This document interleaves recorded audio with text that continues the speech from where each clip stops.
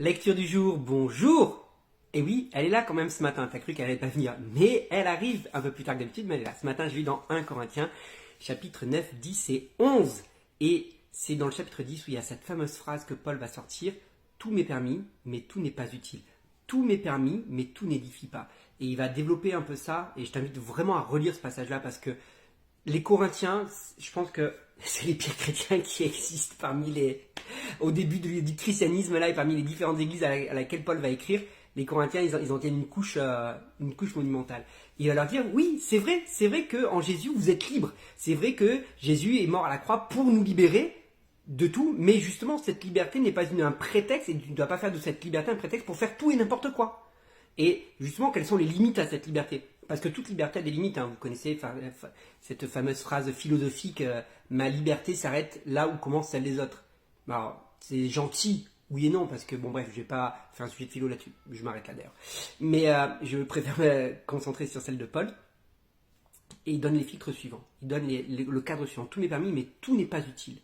Et tout m'est permis, mais tout n'édifie pas. Donc, est-ce que ce que ma liberté me permet de faire, est-ce que, premièrement, c'est utile? Est-ce que vraiment c'est utile de le faire?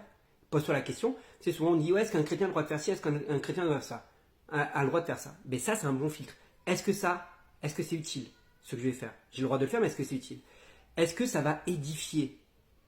Est-ce que moi, ça va m'édifier de le faire? Et surtout, et c'est là où le Paul attire l'attention, c'est est-ce que ça va édifier les autres? Et si ça n'édifie pas les autres, dans le sens, ou même pire, si ce que je fais avec ma liberté entraîne d'autres à pécher et entraîne d'autres à chuter, alors vraiment, tu ne dois pas le faire. Même si pour toi, ce n'est pas un problème et si pour toi, ça ne t'entraîne pas à pécher, si le faire entraîne quelqu'un à chuter parce qu'il ne va pas comprendre ton action, parce qu'il n'a pas compris la liberté que tu avais de le faire, alors tu ne le fais pas. Parce qu'il y a un intérêt plus grand et au-dessus du tien, c'est prendre en considération l'intérêt de l'autre. Et ça, les amis, ça c'est le véritable amour.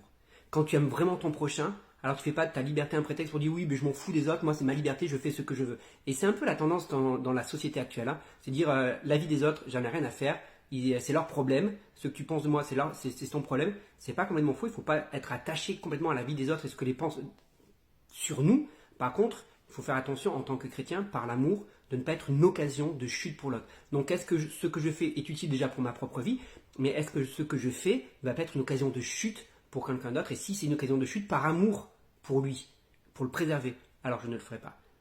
Si tu as aimé cette vidéo, bien sûr, laisse un commentaire, partage également, et bonne journée.